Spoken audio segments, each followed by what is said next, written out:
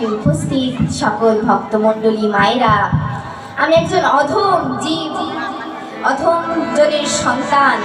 আমি কিছুই জানি না। আমার বাড়ি বাগমারা।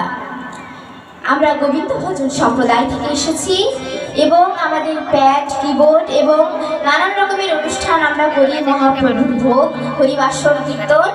দয়া করে যদি কারো ভাল লাগে, আমার বাবা আছেন, তার কাছে এসে আপনারা সব ডিটেল জানতে পারবেন। তো এখানে আমি গীতা পাঠ করব, আমি কিছুই জানি না, আমি অধম। আমার এই গীতা পাঠ করার কিন্তু সামর্থ্য নেই। যদি আপনারা কৃপা করেন তাহলে কিছু কথা বলতে পারি। আর এই গীতা 18টি অধ্যায়, 10 রাত 10 দিন বললেও এর কাহিনী ফুরানো যাবে না। সংক্ষিপ্ত আকারে কিছু কথা বলবো, আপনারা দয়া করে শ্রবণ করবেন। আর এই গীতা হলো কি গাভী স্বরূপ, আর ভক্ত হলো দহনকারী। গাভী কিন্তু এমনি এমনি দুগ্ধ দেয় না, তার দহন করতে হয়। অর্থাৎ শ্রীমদ্ ভগবদ গীতার যে মূল রস, এটাকে আপনাকে টেনে বার করতে হবে, সার অংশটা। তাহলে অধ্যয়ন না করলে সার অংশ পাওয়া যাবে না, তাহলে অধ্যয়ন করতে হবে। আর এই গীতা ভগবান শ্রীকৃষ্ণ অর্জুনকে বলছেন, হে অর্জুন, এই শ্রীমদ্ ভগবদ গীতা আমি প্রথমে সূর্যকে দান করেছিলাম। সূর্য মনুকে দান করেছিল, মনু ইক্ষাকুকে দান করেছিল, ইক্ষাকু যাজ্ঞবল্লভ মুনিকে দান করেছিল। এভাবে শ্রীমদ্ ভগবদ গীতা চলতে চলতে যখন বিলুপ্ত প্রায়, তখন আমার ভগবান শ্রীকৃষ্ণ অর্জুনের হাতে এই শ্রীমদ্ ভগবদ গীতা পুনরায় দিলেন। তখন থেকে আমরা এই শ্রীমদ্ ভগবদ গীতার আলোকে বড় হচ্ছি, চলছি। এটা বাবা আমরা ফুল জল দিয়ে মলাট খসে পড়ে যাচ্ছে, কিন্তু একটা পৃষ্ঠা অধ্যয়ন করিনি। তাহলে কি হবে? হবে না। অধ্যয়ন করবেন নিয়মিত। তো আমি কিছু কথা বলছি, দয়া করে শ্রবণ করবেন। নিজ নিজ সন্তান যারা আছে, দয়া করে ছুটাছুটি না করে কোলের কাছে নিয়ে বসে থাকবেন। প্রথম অধ্যায়। ধর্মক্ষেত্রে কুরুক্ষেত্রে সমবেদা যদুৎসা মামকা পাণ্ডবাইশ্চৈব কিম কুরুতাব সঞ্জয়। ধৃতরাষ্ট্র জিজ্ঞাসা করলেন, হে সঞ্জয়, যুদ্ধ করার সমাবেশে আমার পুত্র ও পাণ্ডুপুত্রেরা তারপর কি করল? দৃষ্টাত পাণ্ডবানিকং বুড়ং দুর্যোধনস্তা আচার্যম পক্ষম সংযম রাজা বচন রবি। সঞ্জয় বললেন, হে রাজন, পাণ্ডবদের সৈন্যসজ্জা দর্শন করে রাজা দুর্যোধন দ্রোণাচার্যের কাছে গিয়ে বললেন, এই কুরুক্ষেত্রের ময়দান হলো আমাদের সংসার জীবন। আর এই কুরুক্ষেত্রের ময়দানে লড়তে গেলে কি লাগবে? অস্ত্র লাগবে। অস্ত্র লাগবে না? তাহলে অস্ত্রটা কি? এই অস্ত্রটা হল হরিনাম। আমার মহাপ্রভু শ্রী চৈতন্য দুয়ারে দুয়ারে হরিনাম বিলি করে বেরিয়েছেন। এই মহাপ্রভু শ্রী চৈতন্যকে দেখুন কি করছেন, যার জগৎ যিনি সৃষ্টি করলেন তাকেই দেওয়া হচ্ছে আটক।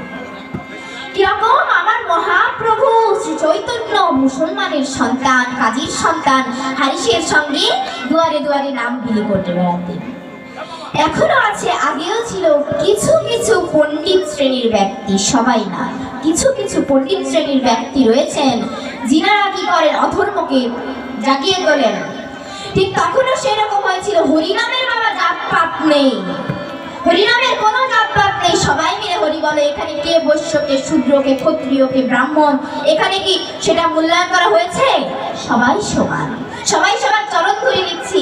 এখানে একটাই পরিচয়, আমরা ভক্ত, তাই না? তাহলে হরিনাম করতে হবে। হরিনাম করতে গিয়ে দেখুন ওই পণ্ডিত শ্রেণীর ব্যক্তিরা বললেন, তুমি মুসলমানের সন্তানের সাথে হরিনাম বিলি করে বেড়াও, তোমাকে আটক দেওয়া হলো। ধর্ম তাদের সমাজ থেকে বের করে দেওয়া হলো। সতীমাতা দুঃখে দুই নয়ন দিয়ে জল ঝরছে। এই যে সমাজ থেকে বিতাড়িত করে দেওয়া হলো, বাবা মহাপ্রভুকে বলছেন, সতীমাতা আমরা এখন কি করব? তখন মহাপ্রভু বলছেন, মা তুমি চিন্তা করো না। এভাবে করতে করতে হরিনাম বিলি করতে আছেন, কিন্তু তারা কিন্তু পণ্ডিত শ্রেণীর ব্যক্তিরা দাবিয়ে পড়েছেন, তারা কিছু করতে পারছে না। তখন তিনারা ফোন দিয়ে আসলেন যে একে তো কিছু একটা করে ঢোকাতে হবে। কি ফোন দিয়ে করলো কি, ওই পণ্ডিত শ্রেণীর ব্যক্তিরা আসলেন, সতী মাতাকে বললেন যে তোমাদের পুত্র এবং তোমাদের আমরা সমাজে নিতে পারি। কিভাবে বাবা?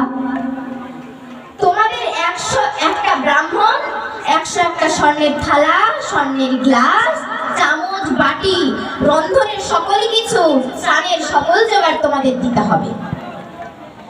এখন সতী মাতা কান্না করছেন, বলছেন কিভাবে দেব, এত মনে মনে ভাবছেন। তারা তো গরিব, নিজেই তো খেতে পায় না, আবার তাদের কি খাওয়াবো।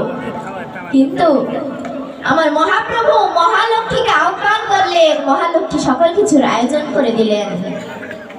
সেখানে সবকিছু সৃষ্টি হলো, তৈরি হলো, ব্রাহ্মণরা সবকিছু খাওয়া দাওয়া করে গেলেন এবং আশ্চর্য হয়ে গেলেন। এই যে হারিদাস অর্থাৎ হরিদাস, এই হারিস কি করছেন, হরিনাম বিলি করে বেড়াচ্ছেন।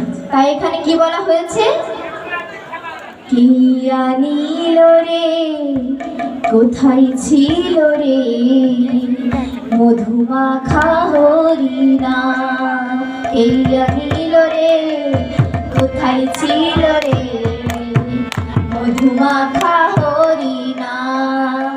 নদিয়া নগরে সতী মাতার ঘরে, নদিয়া নগরে সতী মাতার ঘরে, উদয় হলো নিমাই চাঁদ।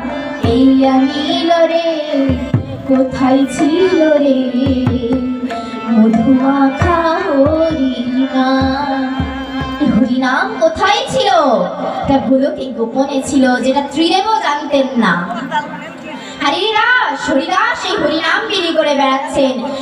এদিকে সেই নবাব তখন বলছে কি, মুসলমানের সন্তানে হরিনাম করে, এটা আমার সামনে এক্ষুনি আনো।